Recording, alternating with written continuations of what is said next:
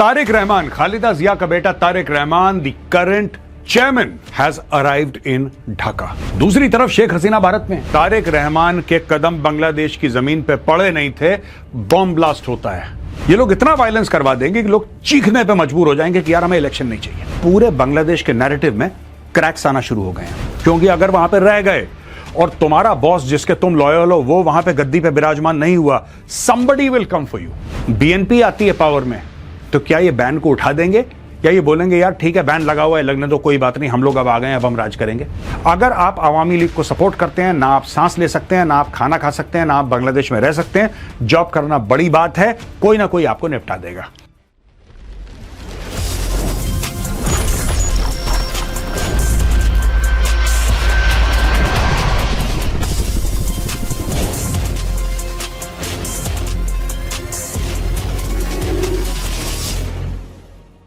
जय हिंद दोस्तों, मैं हूं मेजर गौरवारी और आप देख रहे हैं द चाणक्य डायलॉग्स।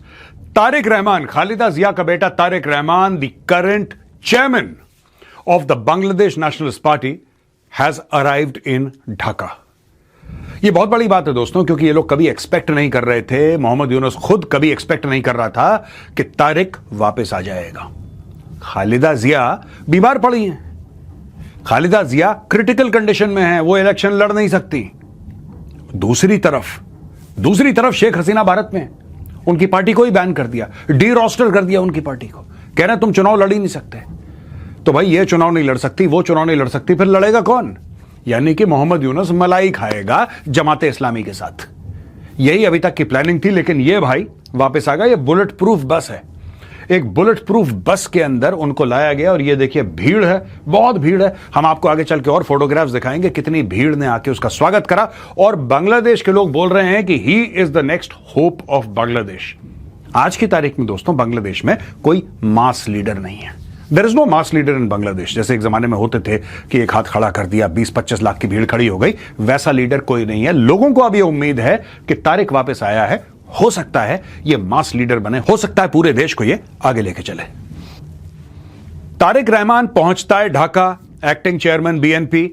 और दोस्तों यहां पे bomb blast kills man in Dhaka amid tensions ahead of Tarique Rahman's return. Tarique Rahman के कदम बांग्लादेश की जमीन पे पड़े नहीं थे, बॉम्ब ब्लास्ट होता है शहर के बीचों बीच और एक आदमी को मार दिया जाता है। अब आप बोलेंगे साहब यहां पे बांग्लादेश में इतने लोग मर गए, एक आदमी के मरने की ऐसी क्या रिपोर्ट है, ऐसी क्या परेशानी? परेशानी यह है दोस्तों, this is typical electoral violence in Bangladesh. ये जानबूझ के किया जा रहा है कि पानी को इतना मैला कर दो, चीजों को इतना खराब कर दो, इतना परेशान कर दो लोगों को। और ये और होने वाला है दोस्तों, अभी तो बहुत समय है, अभी और होगा, आप देख लेना।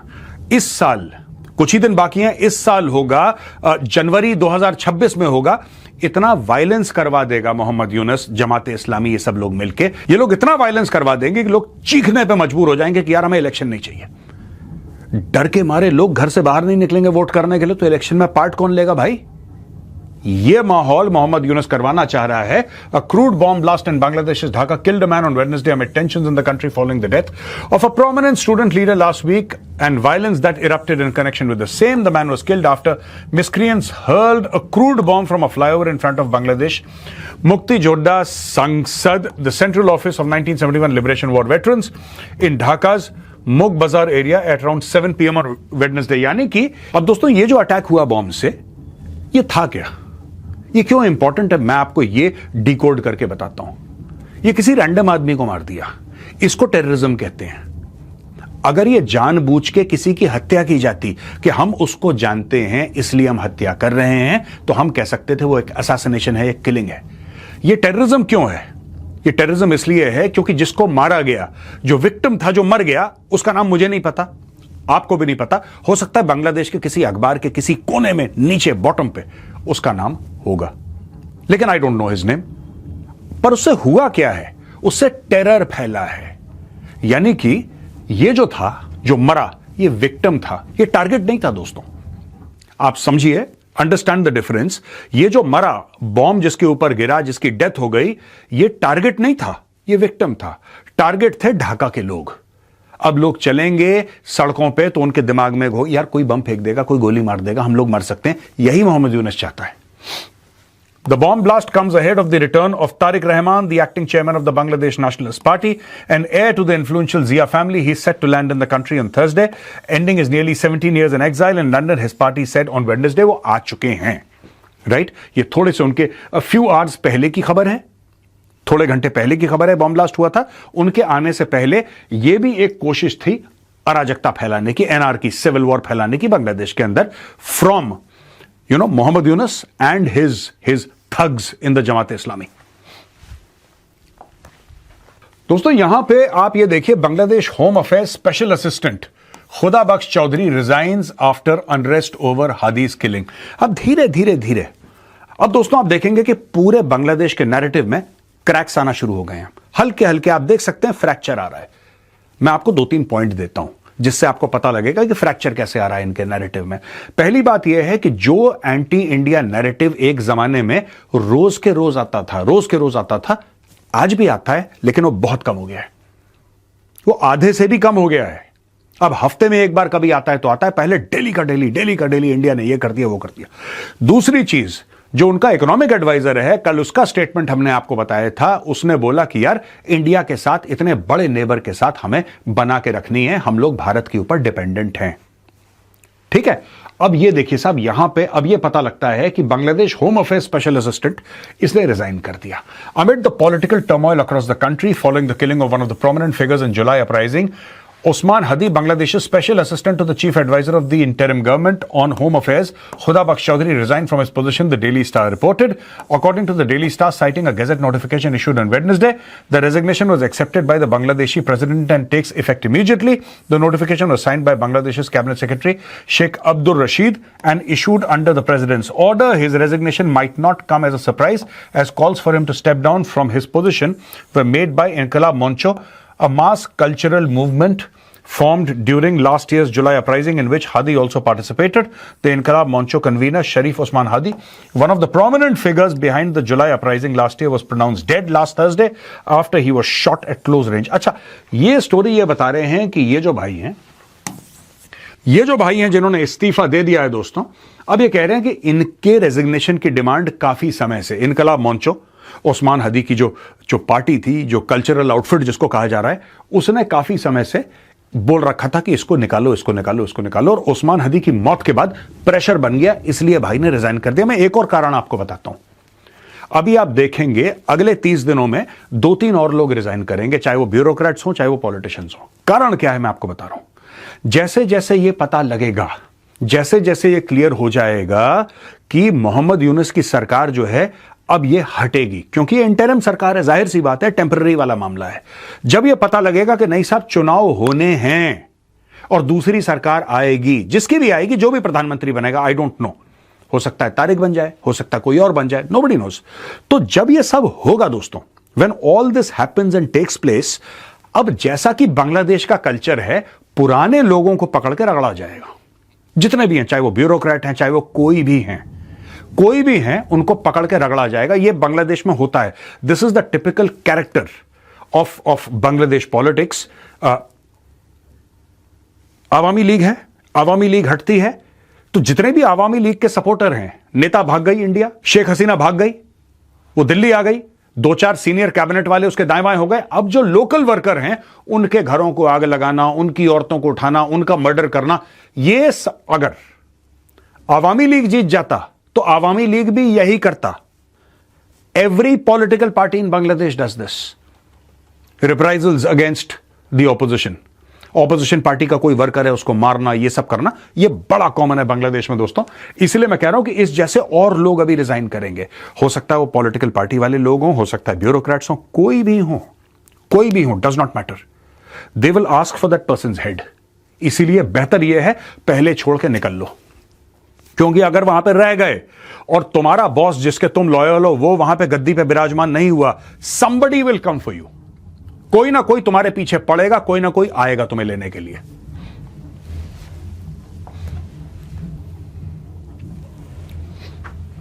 और यहां पे दोस्तों बताया जा रहा है कि बीएनपी के acting chairman Tariq Rahman lands in Bangladesh after 17 years in exile. After spending 17 years in exile, the Bangladesh Nationalist Party acting chairman Tariq Rahman returns to Dhaka on Thursday in what is expected to be a major political event in the country's history after the ousting of the former Prime Minister Sheikh Hasina last year during the July uprising. आपको पता है 5 अगस्त को जुलाई में शुरू हुई, 5 अगस्त को उनको निकाल दिया गया. Rahman, accompanied by his wife Zubaida Rahman and daughter Zaima Rahman, arrived from London on a Biman Bangladesh Airlines flight. BD News 24 reported. तो ये देखो, ये दोस्तों, ये लोग हैं यहाँ पे उसके वेलकम के लिए. आप देख रहे हैं हजारों की भीड़. ये फ्लाइट के अंदर यहाँ पे हैं. He is with his wife and everybody. यहाँ पे लोग फोटोग्राफी कर रहे हैं, उनके साथ सेल्फियां ले रहे हैं और दे क्लिकिंग फोटोग्राफ्स विद हिम. और मीडिया ये भी डिस्कस कर रही कि ये जो थी ये बुलेट प्रूफ बस थी जिसमें वो आए थे, उनकी जान को खतरा है. तो सारे वर्कर्स ने घेर लिया, बीएनपी के जो वर्कर्स थे उन्होंने घेर लिया, बिल्कुल एक ह्यूमन शील्ड बना ली उनके आसपास, ह्यूमन वॉल बना ली कि भाई हमें कुछ हो जाए तो हो जाए, तारिक को कुछ नहीं होना चाहिए. और यहां पे दोस्तों बांग्लादेशी मीडिया पॉइंट आउट कर रहा है कि ये जब आए बांग्लादेश में तो सबसे पहले इन्होंने as a mark of respect इन्होंने अपने शूज उतार दिए. ये Bangladeshi media, Bangladeshi social media कह रहा है कि ये उन्होंने नंगे पैर आए हैं अपनी मिट्टी को ऑनर करने के लिए, अपनी मिट्टी को इज्जत देने के लिए. ऐसा लोग कह रहे हैं कि ही इज बेयरफुट. ये बांग्लादेशी मीडिया, सोशल मीडिया यही बात बोल रहा है. अब दोस्तों इंडिया में काफी लोग ये पूछ रहे हैं कि तारिक रहमान है, ये सब पता है कि ये किसका बेटा है, खालिदा जिया, बीएनपी, इतना लोगों को पता है, but who is the man? हो सकता है, it's very possible that this man becomes the prime minister of Bangladesh. कुछ हो सकता है, कुछ भी हो सकता है भाई. यहां पे देखिए, who is Tariq Rahman? Tariq Rahman 58 is the acting chairman of the Bangladesh nationalist party and the eldest son of former prime minister Khaleda Zia. He is lived in self exile in London since 2008 after leaving Bangladesh amid multiple criminal convictions in Bangladesh, including money laundering and charges linked to an alleged plot to assassinate the then Prime Minister Sheikh Hasina. Over the past year, Bangladesh's higher courts have acquitted him in all major cases, including the 2004 grenade attack and the Zia Orphanage Trust graft case, clearing legal hurdles to his political return. He is widely regarded as the BNP's de facto leader. Rahman has now announced plans to return and contest the February 2026 general elections. तो दोस्तों ये कह रहे हैं कि साहब इनके ऊपर काफी केस थोपे गए थे, ग्रेनेड से अटैक कर दिया आपने और यहां पे असैसिनेट करने की कोशिश करी शेख हसीना को और पॉलिटिकल अनरेस्ट और एनआरकी क्रिएट कर, तो काफी एफआईआर. ये तो होता है ना, आपको किसी को फंसाना. इमरान खान के साथ यही तो हो रहा है पाकिस्तान में कि फंसाते चलो इंसान को, इतने केसों में फंसा दो कि उलझता रहे जीवन भर तक, कोर्ट कचहरी में उसकी चप्पलें घिस जाएं, उसके घुटने घिस जाएं. लेकिन इसको बरी कर दिया सारे केसेस से, ये छूट गया है सारे केसेस से, क्लीन इसका रिकॉर्ड हो गया है. तो अब ये वापस आ गया है. BNP acting chairman Tarique Rahman's return comes at a time when the country has been marred by a series of incidents of violence weeks after the announcement of parliamentary elections. Or Rahman is widely seen as the party's principal face. BNP leaders say Rahman will complete formalities to become a registered voter on December 27th, a step that would enable him to play a critical role in electoral politics. दोस्तों आज 25 दिसंबर है, कल 26, परसों 27th, यानी कि परसों की तारीख को this person on Saturday, December 27th, he will become a registered voter and therefore he can actually stand for elections and fight elections in Bangladesh. अब दोस्तों बांग्लादेश में लोगों को ऐसा लग रहा है कि ये आया, बाहर आई, सब कुछ ठीक हो जाएगा. लेकिन this man is also, ये जो बंदा है, he has also made a lot of anti-India statements in the past. तो आप ये मत समझना कि अगर ये बांग्लादेश के लिए अच्छा है तो भारत के लिए भी अच्छा है. This man has made a lot of anti India statements in the past and अब ये देखना है कि वो जो स्टेटमेंट एंटी इंडिया थे, क्या वो सिर्फ पॉलिटिकल स्टेटमेंट्स थे और is it his core conviction? ये देखने वाली बात है दोस्तों. हो सकता है बांग्लादेशियों को लगे कि अब ये कोई मसीहा आ गया ऊपर से, फरिश्ता अवतरित हो गया है, अब ये कुछ ना कुछ बांग्लादेश का भला करेगा. वो ठीक है, that is as far as Bangladesh is concerned. As far as India is concerned, we need to see what this man has in his heart for India और उसके बाद रिलेशनशिप डिसाइड होगी भारत और बांग्लादेश की, अगर ये कुर्सी पे विराजमान होता है तो. Don't make the mistake of thinking that this man will be neutral और pro India. No, this man has so far said anti India stuff a lot of times, but again I'm willing to give him the benefit of doubt. It could be political in nature. क्योंकि राजनीतिक बयानबाजी एक जैसी होती है, असलियत एक जैसी होती है. ये दुनिया भर में होता है. दोस्तों ये तो बड़े अखबार हैं जिनमें आग लगाई थी, जर्नलिस्ट को अंदर बंद करके बाहर से कुंडा मार के फूंक दिया था जिनके ऑफिस को, डेली स्टार और प्रथम आलो। ये दोनों के दोनों सेलिब्रेट कर रहे हैं कि तारिक रहमान आ गया, पता नहीं कौन ऊपर से फरिश्ता आ गया है। ये देखिए, Tariq on his way towards rally venue, Tariq Rahman returns home after 17 years, BNP leader supporters throng Dhaka streets ahead of Tariq's return, Tariq calls CA Yunus, thanks for security arrangements, Zubaida daughter Zaima reach Gulshan residence, Christmas being celebrated. अब इसके साथ Christmas को भी जोड़ दिया कि लोग इतने खुश हैं कि भैया आज क्रिसमस भी और आज तारिक भी वापस आ रहा है, तो डबल बम्पर हो गया मामला। यहां तक बांग्लादेशी मीडिया चला गया कि ज़ीबू को कवर कर दिया। ज़ीबू है तारिक की बिल्ली, Tarique's cat is also a star in Bangladesh now. ये आप देखिए फोटोग्राफ इसकी बिल्ली की। ये जो बिल्ली है इसका नाम ज़ीबू है। तो सिर्फ तारिक अपनी बीवी बच्चों के साथ नहीं आया, ज़ीबू के साथ भी आया है। ये बांग्लादेशी मीडिया कवर कर रहा है। और islamist boss wrangling over seat sharing, blah blah blah, BNP to give 10 more seats to its allies, Boxing Day football, ये सारी चीजें होंगी। यहां पे एक और दुखदाई ये खबर है, Dipu's ashes on Dhaka Mymensingh highway are gone, the stain on our soul remains. ये किसी ने पीस लिखा है कि भाई बांग्लादेश में एक हिंदू की मौत हुई, ये बहुत खराब बात है। ये हमारे आत्मा पे, हमारे सोल पे एक धब्बा है, इट्स अ स्टेन। यहां पे प्रथम आलो को देखिए, Tariq Rahman and Dhaka, Tariq Rahman, you see Tariq Rahman, पूरा तारिक रहमान, ये देखिए Tariq Rahman, Tariq Rahman, Tariq Rahman, Tariq Tariq Tariq Tariq Tariq here, Tariq here, Tariq here, everywhere there is Tariq Tariq Tariq. पूरे बांग्लादेशी मीडिया में एक ऐसा बवंडर सा आ गया है कि तारिक रहमान आ रहा है, पता नहीं कौन आ रहा है। You know, somebody truly phenomenal is coming. बात यह होती है कि when people start losing hope, और कोई बंदा कहता है ना चलो मैं आके सब ठीक कर दूंगा, या लोगों इमेजिन ऐसा करना शुरू कर जाते हैं लोग कि ये बंदा आके ठीक कर देगा। At that point in time these kind of statements from the media are to be expected. Plus ये क्यों ना करें, ये क्यों ना करें, इनके तो ऑफिस जल रखे हैं, इनके ऑफिस जलाए हुए हैं, इनके ऑफिसों में तोड़फोड़ करिए, इनकी जान खतरे में है, वो तो सेलिब्रेट कर रहे हैं कि यार कोई तो आया, क्योंकि मोहम्मद यूनुस तो निपटा देगा इनको।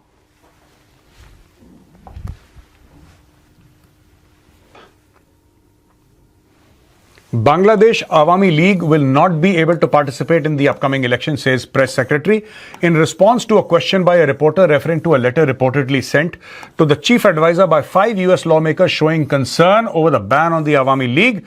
Shafiqul Alam made the statement. In reply, the press secretary said that he had not seen the letter and was not aware of it. However, he emphasized that the government's position regarding the Awami League is clear, since the Awami League's activities are banned and the Election Commission has deregistered the party. The Awami League will not be able to take part in this election. An election without the Awami League is not an election but a coronation. Yunus governs without a single vote from the Bangladeshi people, and now he seeks to ban the party that has been elected 9 times by popular mandate. Hasina said 9 bar Awami League को बांग्लादेशी आवाम ने आशीर्वाद दिया है, उनको power, उनको गद्दी में बैठाया है, पावर दिया है उनको, और उस पार्टी को बैन कर दिया। भाई बांग्लादेश की इंटरनल पॉलिटिक्स है। ये देखिए, ये पावर में आया, मोहम्मद यूनुस की बात कर रहा हूं, ये पावर में आया, इसने बोला कि Awami league band, Sheikh Hasina band. अब मैं आपको बता रहा हूं, जिस दिन, आप ध्यान रखिएगा मेरी बात का, जिस दिन आवामी लीग दोबारा इलेक्टोरल पॉलिटिक्स में आई, चाहे वो 15 साल के बाद हो, और अगर उसने चुनाव जीता, तो जो लोग इसके साथ थे और जो बांग्लादेश में उस समय जीवित होंगे, उनके खिलाफ केसेस करे जाएंगे, चाहे बात 15-20 साल पुरानी हो, और उनको घसीट के जेल में डाला जाएगा और उनकी पार्टी को डी रजिस्टर करा जाएगा। Bangladeshis in these matters of politics have very very long memories, और ये इनका इतिहास है दोस्तों। 1971 के बाद ये एक दूसरे को निपटाने में सबसे आगे हैं। दे आर द फर्स्ट एक दूसरे को निपटाने में। आज की तारीख में ये जो बंदा है, this fellow, he has banned the Awami league, और यही बात तो कह रही है शेख हसीना। ही सर 9 बार हम लोग आए इलेक्ट होके, तुम बैन कैसे कर सकते हो? यही यूएस लॉ मेकर्स कह रहे हैं कि तुम बैन कैसे कर सकते हो। उन्होंने, हमने बैन कर दिया, चलो जाओ भागो से, बैन कर दिया हमने, राइट। अब आप देखना, अगर बीएनपी आती है पावर में, तो क्या ये बैन को उठा देंगे, या ये बोलेंगे यार ठीक है बैन लगा हुआ है, लगने दो, कोई बात नहीं, हम लोग अब आ गए, अब हम राज करेंगे? Is that what is going to happen in Bangladesh? Let's see. अब दोस्तों, हमने आपको बताया प्रथम आलो के बारे में, उसके ऑफिस में आग लगा दी, डेली स्टार तोड़फोड़ हुई, ऑफिस में आग लगा दी। 2 मुख्य मीडिया हाउसेज हैं बांग्लादेश के, ठीक है। ये वो बांग्लादेश है जो कि इंडिया से ऊपर है प्रेस फ्रीडम इंडेक्स में। यहां पे प्रेस को ज्यादा फ्रीडम है, यहां पे पूरे के पूरे ऑफिस फूंक दिए जाते हैं और ऑफिस में इस मंशा से आग लगाई जाती है कि अंदर जर्नलिस्ट हैं वो भी जल के मर जाएं, क्योंकि बाहर से कुंडा मार दिया आपने। तो मंशा आपकी यही है। एक और कांड हो गया वहां पे, रिमूव हर और we'll burn the office, threat issued to global TV Bangladesh chief Naznin Munni. ये है नाजनीन मुन्नी, इसको थ्रेट दिया है। On December 21st, several youth visited the office of Global TV Bangladesh in Dhaka and demanded the removal of its head of news, Nazneen Munni, failing which it would meet the fate of Pratham Alo and the Daily Star. बोला कि अगर तुमने इसको नहीं निकाला नौकरी से, नाजनीन मुन्नी को, तो तुम्हारा भी वही हशर होगा जो डेली स्टार का हुआ है, प्रथम आलो को हुआ है, यानी कि तुम्हारा भी ऑफिस हम बर्न कर देंगे। वील बर्न द ऑफिस, जला के फूंक देंगे इस ऑफिस को। The youth claimed that Naznin, a popular TV anchor, was an Awami League supporter. अब ये आवामी लीग सपोर्ट करती हैं ऐसा वो लोग कहते हैं, और क्योंकि वो आवामी लीग सपोर्ट करती हैं यानी कि she can not have a job in Bangladesh. अगर आप आवामी लीग को सपोर्ट करते हैं, ना आप सांस ले सकते हैं, ना आप खाना खा सकते हैं, ना आप बांग्लादेश में रह सकते हैं। जॉब करना बड़ी बात है, कोई ना कोई आपको निपटा देगा। तो इसको भी यही धमकी मिली है। They reportedly warned that if Munni was not dismissed, the channel's office would be set on fire, similar to the recent attacks on Prothom Alo and the Daily Star. In a Facebook post, Nazneen Munni later confirmed that threat, saying 7 to 8 people came to her office and issued the warning. She said threat was part of a wider pattern of intimidation against journalists. Nazneen told Pratham Alo that she was not in office when the incident happened. She said the youth met the managing director and complained that the coverage of the death of Usman Hadi was not adequate. ये देखिए, वो कह रहे हैं कि जो उस्मान हादी को आपने कवरेज देना था, उसकी डेथ को, जिस तरीके से आपको उसको रोमांटिसाइज करना था, आपको ये बोलना था कि ये तो शहीद है, ये आपने नहीं करा। आपने दिखाया, ऐसी बात नहीं कि आपने नहीं दिखाया उस्मान हादी को, लेकिन आपने इतना नहीं दिखाया कि हम लोगों को खुशी हो जाए कि यार हमारे लीडर को आपने इतना बढ़ा चढ़ा के दिखाया, लार्जर देन लाइफ। और दोस्तों यही बात हो रही है।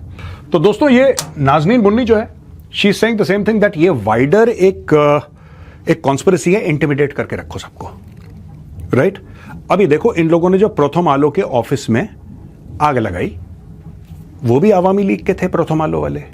जो डेली स्टार में आग लगाई या उसमें तोड़फोड़ करी, उसके जर्नलिस्ट को बाहर से कुंडी लगा के अंदर जला के जान से मारने की साजिश थी इन लोगों की, या कोशिश भी करी इन लोगों ने एक्चुअली। वो तो निकल गए बेचारे, कहीं से बच गए गरीब। वो लोग भी आवामी लीग के थे। तो ये कह रही है कि ऐसा कुछ भी नहीं है, मेरा पॉलिटिक्स से कोई लेना देना नहीं है, लेकिन इन लोगों ने बोला है कि सबको डरा धमका। ये टिपिकल जमाते इस्लामी टैक्टिक्स है, टिपिकल रेडिकल इस्लामिस्ट टैक्टिक्स हैं कि सबको डरा के रखो, खौफ ज्यादा रखो, सबको ये कर देंगे, अगर ये नहीं करा तो काट देंगे, मार देंगे। यही बांग्लादेश में दोस्तों चल रहा है। आज का वीडियो यहां पे खत्म होता है। दोस्तों पसंद आए तो उस वीडियो को लाइक कीजिए, हमारे चैनल को सब्सक्राइब कीजिए, बेल आइकन दबाना बिल्कुल मत भूलिएगा। जय हिंद, वंदे मातरम, भारत माता की जय।